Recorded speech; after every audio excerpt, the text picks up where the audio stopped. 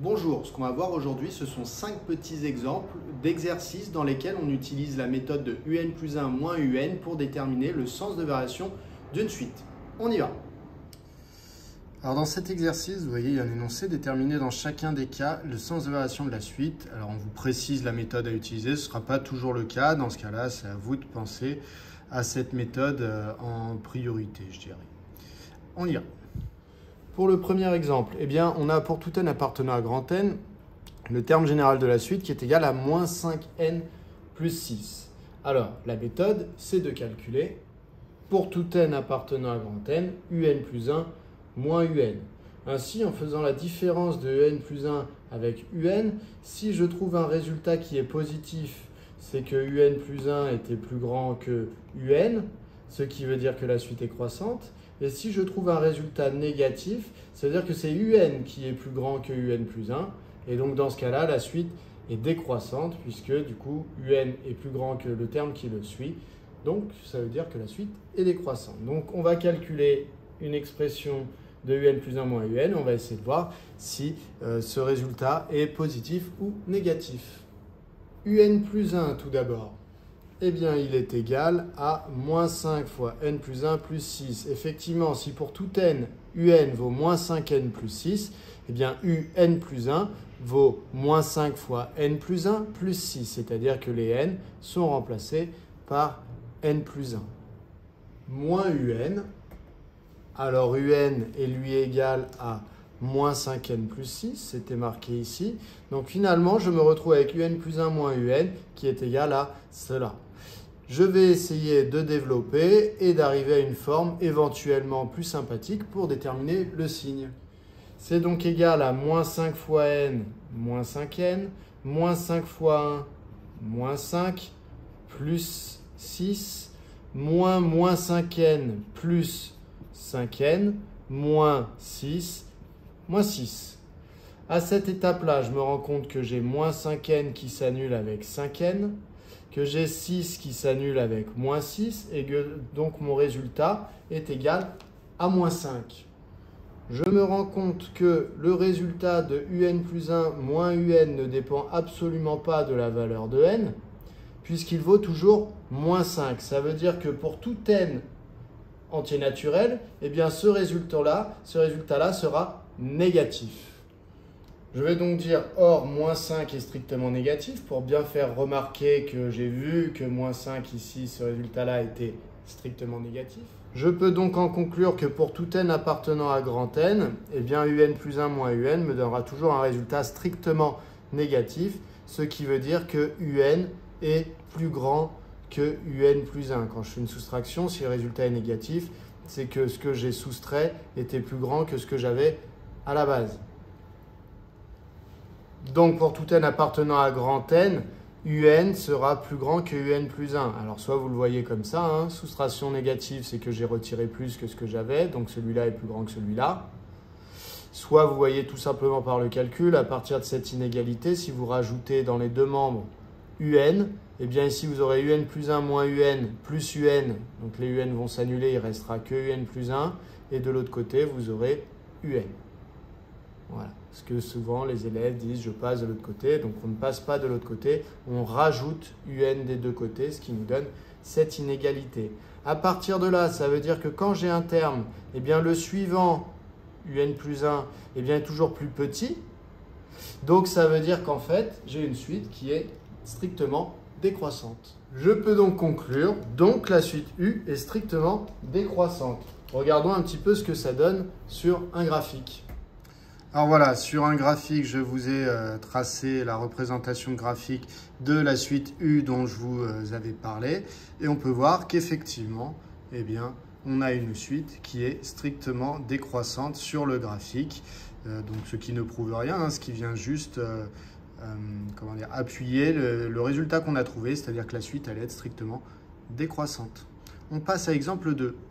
Pour l'exemple 2, ici, on a pour tout n appartenant à grand N, un est égal à moins n au carré moins 10. Donc je réécris dans ma rédaction, je réécris l'expression du terme général de ma suite. Donc pour tout n appartenant à grand N, un est égal à moins n au carré moins 10. Si je veux déterminer les variations de cette suite, je vais donc chercher le signe de la différence entre un plus 1 et un.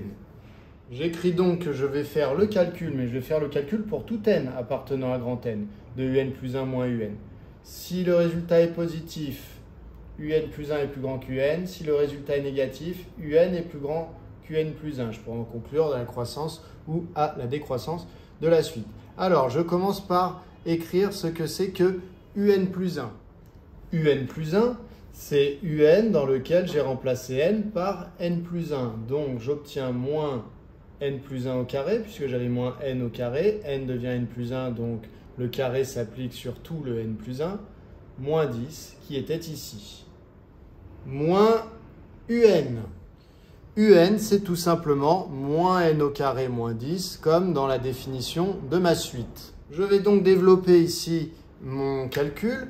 Ici, je fais attention, j'ai une identité remarquable, a plus b au carré. Ça me donne donc a au carré plus 2ab, donc 2 fois n fois 1, donc 2 fois n fois 1, ça donne 2n, plus 1 au carré, donc plus 1. Moins 10, moins n carré qui me donne plus n carré, moins 10 qui me donne plus 10. Je peux continuer en m'occupant du moins qui est devant la parenthèse, un moins devant une parenthèse, comme si j'avais moins 1 fois tout ce qu'il y a dans la parenthèse. Donc je développe mon moins 1. Moins 1 fois n au carré, moins n au carré, moins 1 fois 2n, moins 2n, moins 1 fois 1, moins 1. Et je recopie. Alors ici, je peux remarquer que moins 10 plus 10, ça s'annule. Donc finalement, il me reste que plus n carré de ma ligne juste au-dessus. Moins n au carré plus n au carré, eh bien cela s'annule. Et donc, il me reste moins 2n, moins 1. Donc pour tout n appartenant à grand N, eh bien un plus 1 moins un, qui est tout simplement la différence entre deux termes consécutifs, eh bien sera toujours égal à moins 2n moins 1. Il faut donc que je détermine le signe de moins 2n moins 1. Alors le problème, c'est que le signe du calcul moins 2n moins 1 dépend de la valeur que je donne à n. Mais n, je vous rappelle que c'est un entier naturel. C'était marqué ici. Donc je sais qu'il est positif. Je l'écris. Or, n appartient à grand N, donc n est supérieur ou égal à 0. Ce qui veut dire que quand je le multiplie par moins 2, eh bien quand je le multiplie par moins 2, cela me donne donc un résultat négatif. Si n est positif, multiplié par moins 2 me donne un résultat négatif. On peut le voir aussi en passant de cette inégalité à celle-là. J'ai multiplié des deux côtés par un nombre négatif qui est moins 2. Je dois donc changer le sens. Je peux donc en déduire qu'en retirant 1 à moins 2n, eh bien j'obtiens un résultat qui est inférieur ou égal à moins 1. J'ai retiré 1 dans les deux membres de mon inégalité. Donc finalement, eh bien ici, j'ai que un plus 1 moins un est plus petit que moins 1. Mais être plus petit que moins 1, eh bien c'est être strictement plus petit que 0. Ce qui veut dire que moins 2n moins 1, finalement, est un nombre négatif, même strictement négatif, puisqu'il est plus petit que moins 1. Donc, moins 2n moins 1 est strictement négatif. Mais moins 2n moins 1, finalement, c'était la différence entre mes deux termes consécutifs. Donc, alors je continue ici, parce que je ne peux pas descendre plus bas, mais ça doit être à la suite ici. Donc, pour tout n appartenant à grand N, j'ai conclu que j'en ai déduit que un plus 1 moins un était strictement négatif. Donc, eh bien, pour tout n appartenant à grand N, un plus 1 est strictement plus petit que un. Vous pouvez voir ça en rajoutant un des deux côtés, ici, dans cette inégalité. Vous pouvez voir ça comme, de manière assez logique, lorsqu'une soustraction a un résultat négatif, ça veut dire que le plus grand, c'était ce qu'on a retiré. Donc, un plus 1 est strictement plus petit que un. Et ça, c'est la définition d'une suite strictement décroissante. J'écris donc ma conclusion et j'ai terminé cet exercice 2, cette question 2. Alors, on va regarder peut-être sur un graphique un petit peu comment se comportait cette suite. Alors voilà, j'ai tracé sur GeoGebra la représentation graphique de la suite qui était définie par un égale moins n au carré moins 10 pour tout n appartenant à grand N, eh bien ça me donne ce graphique-là. Effectivement, c'est cohérent avec ce qu'on a trouvé, c'est-à-dire que la suite U était strictement décroissante. On passe au 3. Pour le 3, il s'agit de la suite définie par pour tout n appartenant à grand n étoile, un est égal à 1 sur n plus 3. Donc, pour tout n appartenant à grand n étoile, je vais calculer un plus 1 moins un. Alors, un plus 1 déjà, que vaut-il? Eh bien, un plus 1 est égal à 1 sur n plus 1 plus 3, puisque un est égal à 1 sur n plus 3, ça veut dire qu'au rang n plus 1, eh bien, le n est remplacé par n plus 1, c'est-à-dire 1 sur n plus 1 plus 3.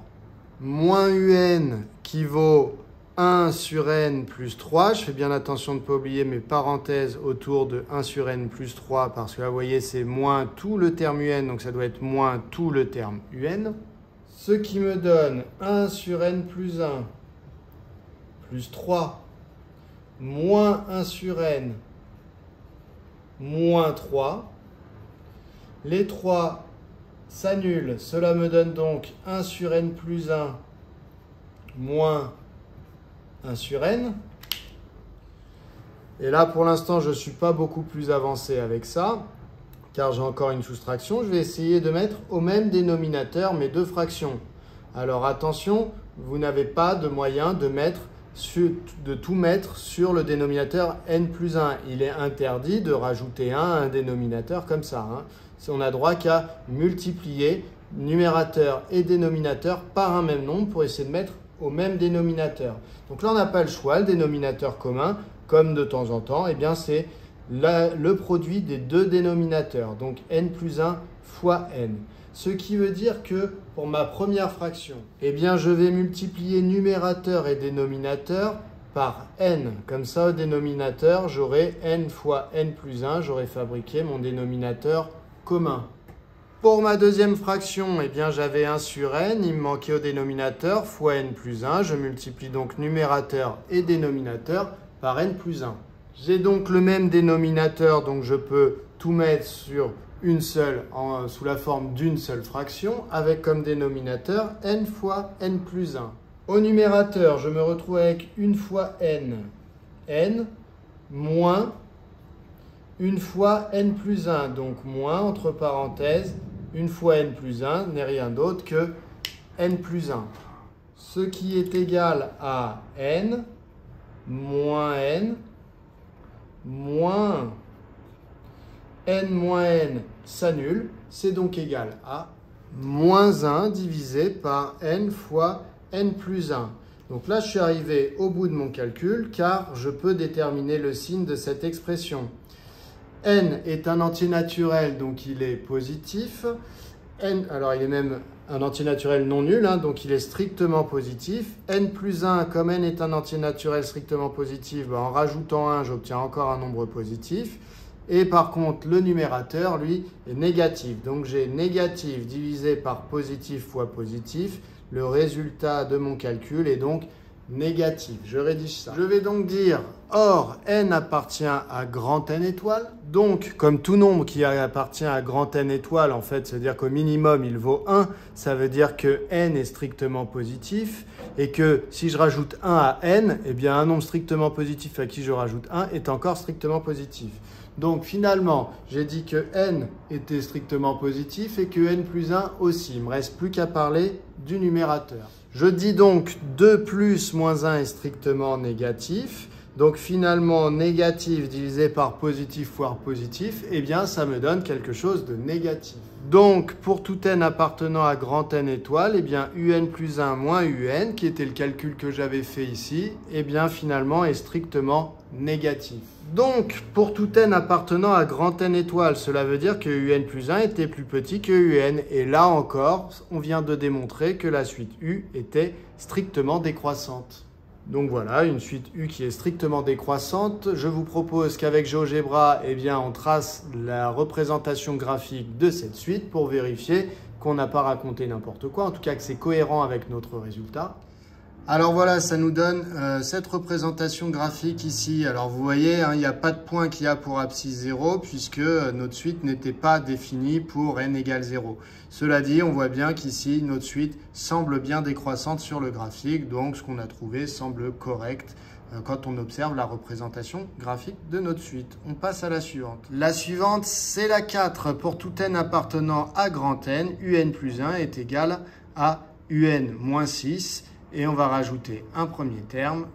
Hop, ça y est, il y a un petit premier terme, U0, qui est égal à 11. C'est parti. Alors, pour tout n appartenant à grand N, j'ai remarqué la formule qui va régir ma suite, qui va générer ma suite. Et donc, j'ai besoin de U0 qui est égal à 11. Alors, vous voyez, ça, c'est ni une formule de récurrence, ni une formule explicite. Dans les 3 premiers exemples, je n'avais que des formules explicites, ce qui m'avait permis de tracer rapidement sur GeoGebra ma suite. Ici, ce sera un petit peu plus compliqué, donc je ne la tracerai pas. On fera confiance à nos calculs. Et donc, vous voyez ici, je vais calculer. La méthode reste la même, un plus 1 moins un pour tout n appartenant à grand N. Je remplace un plus 1 par ce qu'il vaut. Donc, un plus 1 est égal à un moins 6n. Donc là, c'est très facile. Je n'ai pas à changer n en n plus 1 comme on a pu le voir dans les méthodes précédentes, puisque je connais déjà une expression de un plus 1 en fonction de un et de n. Je l'écris donc. Ensuite, j'ai moins. Et un, eh bien un, je n'ai aucune raison de chercher à le remplacer, puisque là, j'observe que je vais avoir un moins un. Donc, j'ai tout intérêt à le laisser écrit un. Comme ça, un moins un, cela s'annule pour me donner moins 6n. Donc finalement, vous voyez, hein, c'est une formule qui a l'air plus complexe qu'avant, mais finalement, ça se règle beaucoup plus rapidement dans cet exemple-là. Le résultat est égal à moins 6n, et donc désormais, je vais chercher le signe de moins 6n. n étant un entier naturel, eh bien moins 6 fois un entier naturel, ça va donner un résultat négatif. Je le dis, or n appartient à grand N, donc n est supérieur ou égal à 0. Donc, moins 6n est lui inférieur ou égal à 0. J'ai multiplié par un nombre négatif des deux côtés de mon inégalité. J'ai donc changé le sens, ou sinon très logiquement, lorsque j'ai un nombre positif, en le multipliant par un nombre négatif, j'obtiens un nombre négatif. Ce qui veut dire que, pour tout n appartenant à grand N, eh bien un plus 1 moins un, c'était ça qui valait moins 6n. Eh bien, moins 6n étant négatif, je peux dire que un plus 1 moins un, finalement, est négatif. Donc, on peut dire que pour tout n appartenant à grand N, eh bien un plus 1 est inférieur ou égal à un, ce qui veut dire que la suite est décroissante, puisque le terme qui arrive est plus petit que le terme qu'on avait déjà. Donc, U est décroissante. On peut passer au 5. Dans le 5, pour tout n appartenant à grand N, un plus 1 vaut un plus n au carré moins 16. Et U0 vaut 5. On y va. Donc, pour tout n appartenant à grand N, eh bien, je vais calculer la différence entre un plus 1 et un. Un plus 1, je le remplace par sa définition, c'est-à-dire un plus n carré moins 16. Et encore une fois, un, je le laisse écrit un, car je n'ai pas d'intérêt à essayer de le remplacer, puisque là, je vois qu'il va venir directement se simplifier avec celui qui est devant. Je peux simplifier du coup les un, il me reste n au carré moins 16. Il faut donc trouver le signe de n au carré moins 16. Alors là, on se retrouve face à un petit problème, hein. C'est le 5, on est allé un petit peu crescendo dans les situations qu'on peut rencontrer. N au carré moins 16, eh bien on se rend compte que si on prend un n qui est un petit peu grand, eh bien on va pouvoir obtenir ici un nombre positif. Par exemple, si je prends n égale 10, eh bien 10 au carré, ça fait 100. 100 moins 16, ça fait 84. 84 est positif comme résultat. Par contre, si je prends un n qui est petit, par exemple 2, eh bien je vais avoir 2 au carré qui fait 4 et 4 moins 16 qui fait moins 12. Je peux avoir un résultat négatif. Donc vous voyez ici, on a un polynôme du second degré en n. Il va falloir trouver le signe. Dans cet exemple-là, on est plutôt gentil, c'est-à-dire qu'on va pouvoir factoriser directement n au carré moins 16, puisqu'en fait n au carré moins 16, c'est n au carré moins 4 au carré. Je peux utiliser l'identité remarquable qui me dit que a carré moins b carré est en fait égal à a moins b facteur de a plus b, ce qui me donne du coup n moins 4 facteur de n plus 4. J'ai donc obtenu que pour tout n appartenant à grand N, eh bien un plus 1 moins un est égal à n-4 fois n plus 4. Alors il va falloir étudier le signe de cela. Mais je suis content car j'ai devant moi un produit et étudier le signe d'un produit, ça revient à étudier le signe de chacun des facteurs qui composent le produit pour savoir le signe global du produit. Alors n plus 4, lui, ça va être facile puisque n appartient à grand N. Donc n est positif, si je rajoute 4, c'est encore positif. Donc je le dis, or n appartient à grand N, donc n est supérieur ou égal à 0, et donc n plus 4 est supérieur ou égal à 0, puisqu'en fait, on est mieux que ça, on est même supérieur ou égal à 4. Un nombre qui est positif, si vous lui rajoutez 4, ça devient un nombre qui est plus grand que 4. Mais donc, s'il est plus grand que 4, il est bien supérieur ou égal à 0. Il ne nous reste plus qu'à déterminer le signe de n-4. Le problème, c'est que n-4, son signe n'est pas évident. Ça dépend de n, puisque soit vous avez un n qui est plus petit que 4 et quand vous allez lui retirer 4, ça fera un résultat négatif. Soit vous avez un n qui est plus grand que 4 et quand vous allez lui retirer 4, ça restera positif. Donc, il y a un petit truc à rédiger. Donc, on va résoudre une inéquation. Donc, on va dire 2 plus n-4 est positif. Quand est-ce que ça se produit? Attention, je ne dis pas que n-4 est positif. Je me demande quand est-ce que n-4 est positif. Eh bien, dire que n-4 est positif, ce serait équivalent à dire que n est supérieur ou égal à 4. Je suis en train de résoudre une inéquation où mon inconnu c'est n. Donc, j'ai rajouté 4 des deux côtés de mon inégalité. Donc ici, ce que j'ai écrit, je répète encore, je n'ai pas écrit que n-4 était positif. J'ai marqué que n-4 est positif, revient à dire que n est plus grand que 4. Donc finalement, ça veut dire que n-4 est positif dès que n est plus grand que 4. Ce qui veut dire quoi? Ce qui veut dire que ce nombre était positif, on l'a montré avant, et celui-là, en fait, il est positif dès que n est plus grand que 4. C'est-à-dire que le résultat global, ça fera positif fois positif, c'est-à-dire positif, dès que n est plus grand que 4. Donc, je l'écris. Donc, pour tout n supérieur ou égal à 4, eh bien, un plus 1 moins un est supérieur ou égal à 0. Donc, ça va vouloir dire que ma suite u, en fait, elle est croissante. Vous pourriez me dire, bah oui, mais du coup, est-ce qu'on ne parle pas des n plus petits que 4? En fait, non, on n'en parle pas vraiment. Quand on parle de la monotonie d'une suite, donc d'une suite croissante ou décroissante, eh bien, on s'autorise à ce que pour les premiers rangs, eh bien, ce ne soit pas pareil. On peut avoir ici, par exemple, une suite qui va être croissante à partir du rang 4. Et peu importe qu'elle ne soit pas croissante avant le rang 4, finalement, on s'en moque un petit peu. Nous, ce qu'on dit, c'est qu'elle va être croissante à partir du rang 4. On parle rarement des premiers termes quand ils ne se comportent pas comme les suivants. Donc ici, on va occulter un peu le fait qu'avant le rang 4, eh bien, finalement, la suite était décroissante. On ne va parler que des termes à partir du rang 4. Et donc, on va dire que la suite U est croissante à partir du rang 4. Donc, U est croissante à partir du rang 4. Alors, pour la représentation graphique de cette suite, eh bien, je n'ai pas utilisé GeoGebra. Cette fois-ci, je vais utiliser Excel parce que c'est plus simple quand ce ne sont pas des formules explicites. Voilà. Donc, en la traçant, eh bien, cette représentation graphique, on voit ce qu'on a trouvé. Hein, c'est que jusqu'à 4, eh bien, la suite est décroissante. Et à partir de 4, eh bien, la suite devient croissante. Donc, elle est croissante à partir du rang 4. Voilà qui vient conclure notre petit 5. Voilà, on a terminé. J'espère que vous avez tout bien compris et bientôt on fera une vidéo sur la méthode qui utilise le sens de variation de la fonction associée à la formule explicite. À bientôt.